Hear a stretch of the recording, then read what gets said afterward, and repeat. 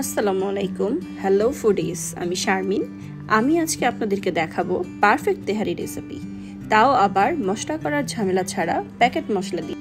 আমি এখানে 2 কেজি গরুর মাংস কেটে নিয়েছি। এখন যে মশলাগুলো আছে সেগুলোও নিব। এখানে কিছুটা গোটা মশলা নিয়েছি, পেঁয়াজ কুচি নিয়েছি 1 কাপের মতো বেরেস্তা, ধনিয়ার গুঁড়ো, জিরার গুঁড়ো, কিছুটা লবণ স্বাদ মতো আপনারা নিয়ে নেবেন, আদা বাটা আর রসুন বাটা।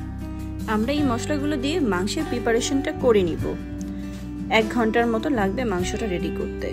আর সাথে আমি নিয়ে নিচ্ছি রাঁধুনি তেহারি মিক্স আর 1 বাটি টক দই। যদিও আমি টক দইটা ফেটে নিয়ে আমার ডিপে ছিল।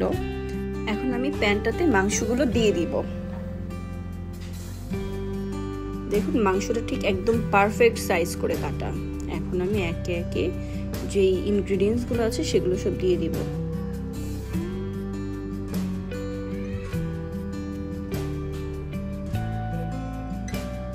সব উপকরণ দেওয়া হয়ে গেলে আমি এখানে সয়াবিন তেল অ্যাড করব। তেলটা একটু বেশি লাগবে পরিমাণে, না হলে বিরিয়ানিটা ভালো হবে না। সবগুলো এখন খুব সুন্দর মতো করে আমি মেখে নিব।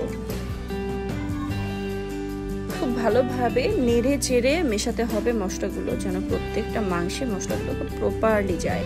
তারপরে আমি এটাকে 10 মিনিটের মতো জাস্ট রেস্ট করে রেখে দিব। রেখে দেওয়ার পরে তারপরে আমি এটাকে চুলায় ভালোভাবে রান্না করে নিব। এবার মাংসটিকে আমি চুলায় দিয়ে প্রায় 1 ঘন্টার মতো মিডিয়াম আঁচে রান্না করে নিব, যেন সবগুলো তেল প্রপার ভেসে আসে। আর এর মধ্যে আমি কিন্তু পানি দিব না, আমি চাইলে কিছুটা মিল্ক অ্যাড করতে পারি, যেটা আমি অ্যাড অলরেডি করে ফেলেছি। তো দেখুন মাংসটা রান্নার কীরকম সুন্দর হয়েছে। মাংসের তেলগুলো কি সুন্দর করে ভেসে উঠেছে। এবার আমি নিয়ে নিব কিছু গোটা মশলা, কিশমিশ, পেঁয়াজ কুচি, কেওড়া জল, দুধ, তারপরে নিয়ে নিচ্ছি ঘি, কিছু আলু বোখরা, 10টার মতো কাঁচামরিচের আগা ভেঙে নিয়ে নিব। এখন আমি এগুলো সব কিছু দিয়ে এখন আমি চালটা রান্না করে নিব। তো পাত্রে আমি পরিমাণ মতো তেল এবং ঘি দিয়ে দিয়েছি। এটা আপনারা যত বেশি তেল চান বা ঘি দিতে চান সমস্যা নেই। তো এখন আমি এখানে পেঁয়াজ কুচি দিয়েছি। তারপরে এখানে আমি 1.5 কেজির মতো চাল নিয়ে নিয়েছি। চালটাকে আমি আগেই ধুয়ে সুন্দর করে পানিটা ঝরিয়ে রেখেছিলাম। এখন এই চালটা আমি প্যানে দিব। দেওয়ার পরে এটাকে নেড়ে চেড়ে 10 মিনিটের মতো ভেজে নিব। আপনি মনে রাখবেন এই চালটা যতক্ষণ কিন্তু খুব ভালোভাবে ভাজা হবে ততই কিন্তু আপনার বিরিয়ানিটা খেতে বেশ সুন্দর ঝরঝরে হবে। তো চালটা আমি নাড়ছি এক পর্যায়ে ছনছন করে আওয়াজ হলে দেন আমি এখানে মাংসের যে মশলাটা আছে পুরো মাংসটা সেটা আমি দিয়ে দিব। আর আমি কিছুটা গরম পানি অ্যাড করেছি। এখানে আপনার যতখানি চাল ঠিক তার ডাবল গরম পানি আপনি অ্যাড করবেন। এটা অ্যাড করার পরে আমি সুন্দর করে নেড়ে চেড়ে দিচ্ছি।